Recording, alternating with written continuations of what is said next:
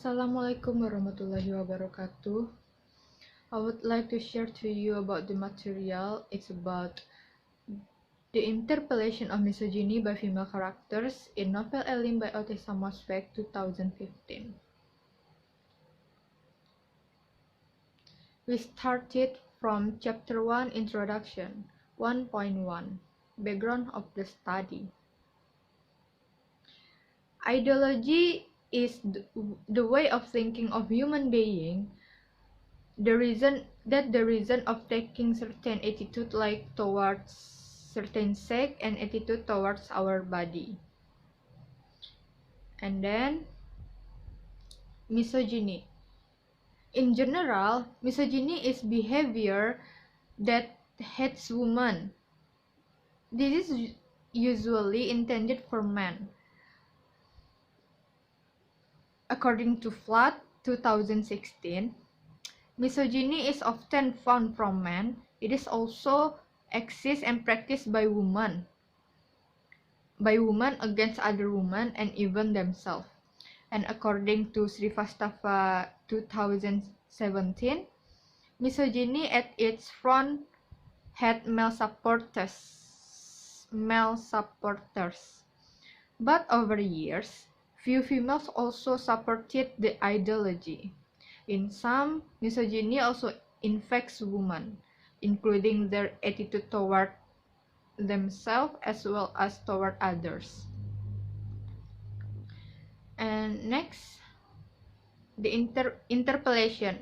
According to Althusser, interpellation is the way in which ideas get into our mind and have an effect in our life.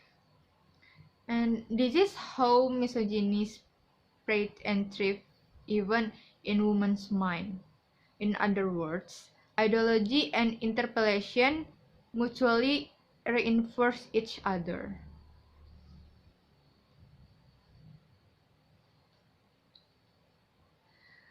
Elin 2015. Through this novel, the protagonist shows the interpellation of misogyny that is reflected by her behavior. The novel exposes the way women still influenced by patriarchy that use negative body image and inferiority. The main character lives in exile with her cruel father. The character is the type of girl who is slow-pairing.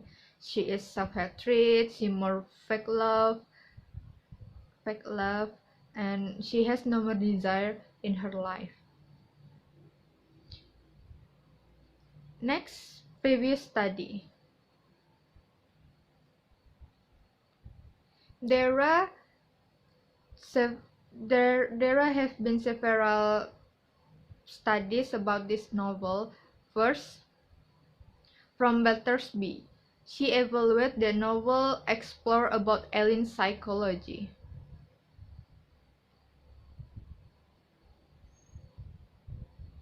Ellen was busy cataloging her ugliness. Ellen is an anti-heroine figure who has a passion for ugliness and self-deprivation. Ellen remarks on the many weak men she has been involved with throughout her life. Next, from Kisling 2015, she opened Mosbeck's novel Ellen Too in Love with her own awfulness. In her review, also talk about women at the mercy of single parents who push them to live life they do not necessarily want to live. Ellen never finished college and is kept by her father in a position of severity. Women are inward-looking and mercilessly observant, and sometimes a little clumsy in their expression. 1.5 Problem of the study. There are two research questions will be discussed in this study.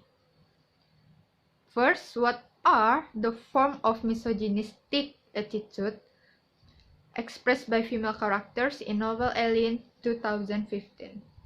And the second one is, how does misogyny get interpreted by the female characters? 1.6 Purpose of the study. First, to find out the forms of misogyny in novel Alien by Ottessa Moshfegh, and then to find out how this ideology affect to female character in this novel.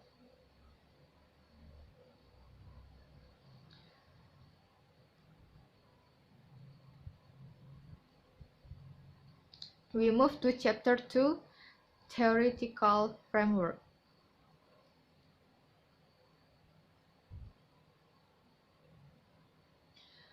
There are three keywords which are interconnected. First, ideology. Ideology is a way of thinking of human being that is used to guide them in acting in their daily life. Next, misogyny. Misogyny is a culture of hate for females solely because they are female. Sebenarnya misogyny tercipta untuk kaum laki-laki yang untuk mendominasi kaum perempuan. Kebencian terhadap perempuan tanpa disadari menjadi bagian cara pandang seseorang. Cara pandang ini cenderung tidak disadari, maka misogyny lebih kompleks dari seksisme yang lebih terang-terangan.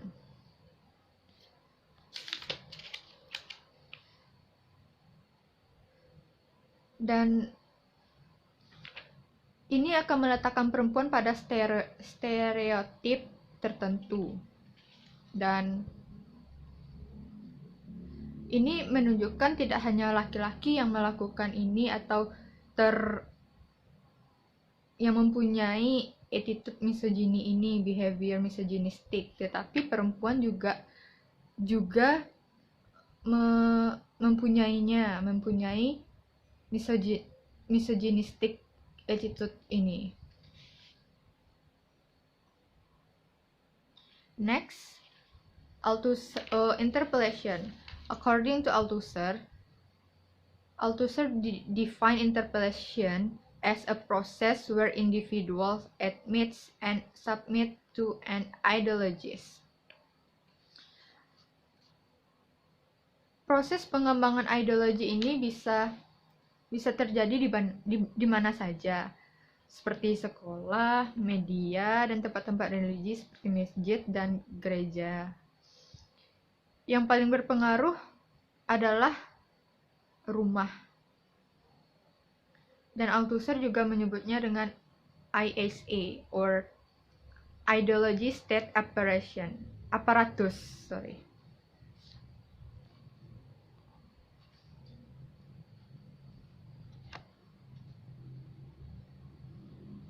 Terdapat banyak bentuk-bentuk dari misogyny. Ada beberapa bentuk yang paling dominan pada karakter perempuan yang membuatnya menjadi misogynistic. Yang pertama adalah self-objectification and self-judgment.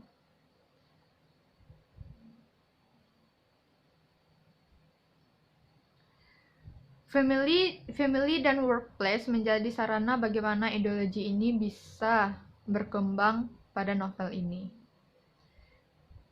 Penelitian ini menggunakan feminis literary theory karena penelitian ini berbicara tentang bagaimana cara pandang masyarakat memandang perempuan dan perempuan itu sendiri memandang diri mereka. According to Butler, she said the female body is marked within masculine discourse. Yang artinya adalah perempuan adalah hasil dari pembentukan pada masyarakat. Jadi masyarakatlah yang membentuk perempuan itu harus seperti apa.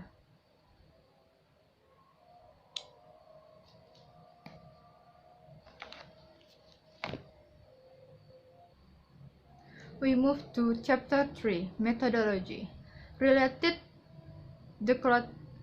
to the collected data, the data will be analyzed based on feminist literary theory. The study discusses about misogyny that started by patriarchal thought, and feminist theories have expanded the definition of patriarchal society to describe a systemic bias against women.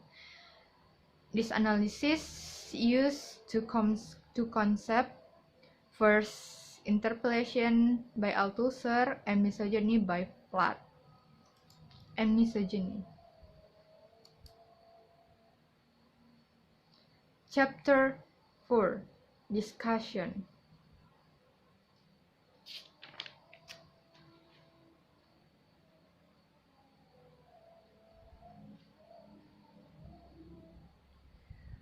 Interpellation of misogyny can be seen in two ways.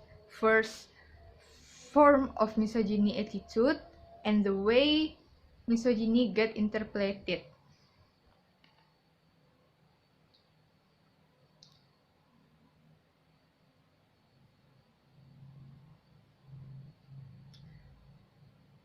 First form of misogynistic attitude is self-judgment. Self-judgment sebenarnya dihasilkan dari pikiran yang dimiliki individu tentang diri mereka sendiri. Berikut adalah kutipan-kutipan pada novel yang menunjukkan kalau karakter mempunyai misogynistic attitude. I look like a girl on the city bus and she said she's nothing special. Self-judgment menghasilkan perasaan-perasaan yang terkait seperti kecemasan, kemarahan, dan bahkan depresi. Dan di sini adalah bentuk dari kecemasan-kecemasan yang dialami oleh karakter.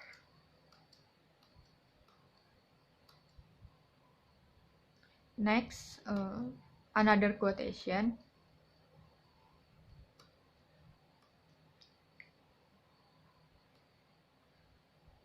And she said, I was thin, my figure was jagged, my movement pointy and hesitant, my posture stiff. Itu membuktikan kalau karakter memiliki kecemasan terhadap diri dia sendiri, dan dia berpikir bagaimana kecemasan itu timbul karena karakter berpikir bagaimana penampilan dia, bagaimana orang akan melihat dirinya.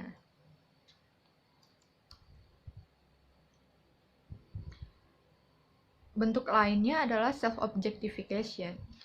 Self-objectification ini terjadi ketika seseorang memperlakukan diri mereka sendiri sebagai objek untuk dilihat berdasarkan penampilan.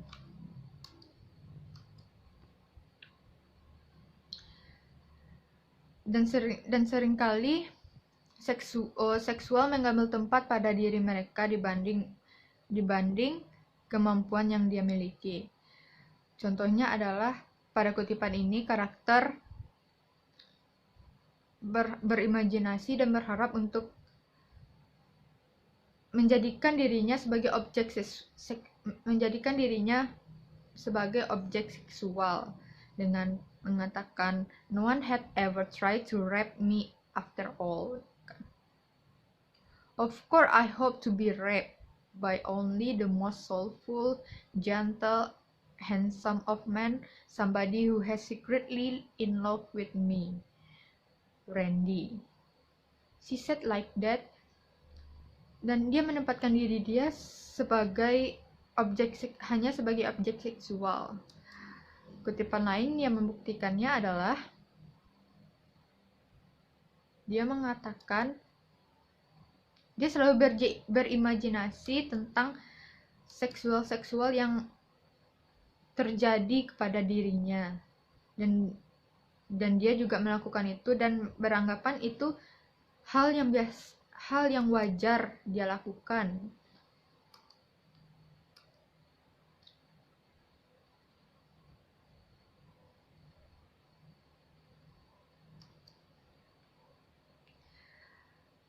Another form of misogyny attitude is negative attitude towards other women.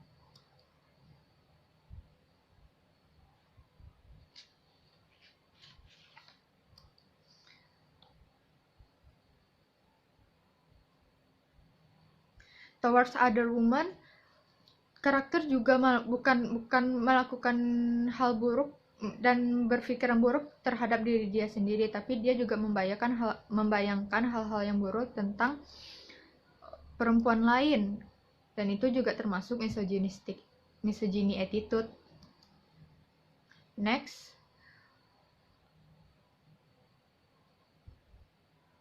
how the way misogyny get interpreted. First, from family. Di sini bisa kita lihat dari family. Dia hanya tinggal dengan ayahnya. Ayahnya selalu memberikan verbal violence, mengatakan perkataan-perkataan buruk tentang dirinya. Dan itu terjadi berulang kali, sehingga Ellie mempercayai kalau dirinya memang begitu. Dan disinilah interpolation mengambil tempat, karena hal-hal yang terjadi terus-menerus adalah bisa kita sebut adalah sebuah proses, dan ini adalah proses bagaimana ideologi itu tertanam kepada pikiran seseorang. Dan dengan mengatakan gua alien, dan ayahnya juga menganggap dia sebagai servant, pembantu, maid. Another quotation that yang membuktikannya juga, ayahnya sering mengatakan alien adalah sampah, dan itu juga berulang-ulang kali dikatakan oleh ayahnya. Dengan berulang-ulang kali, maka itu akan tertanam dengan sendirinya, secara tidak langsung akan tertanam ke dalam pikiran si karakter, dan karakter membawanya ke kehidupan sehari-hari.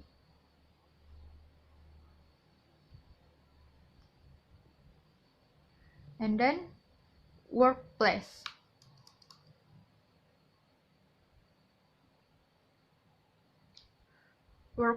Bagaimana tempat ini menjadi sarana karakter menyerap ideologi atau kepercayaan-kepercayaan yang membuat karakter menjadi misogyny.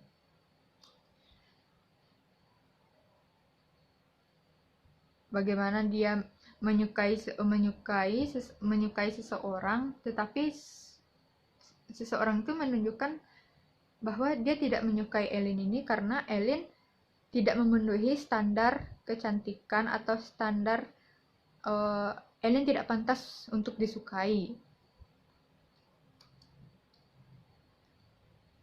Dan dari orang-orang di tempat kerja seperti perempuan lainnya, bahkan perempuan di tempat kerjanya saja saling tidak mendukung.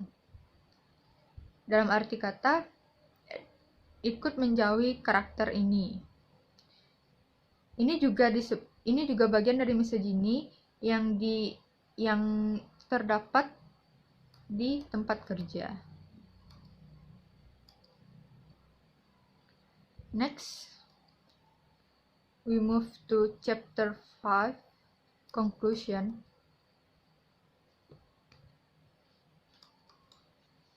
The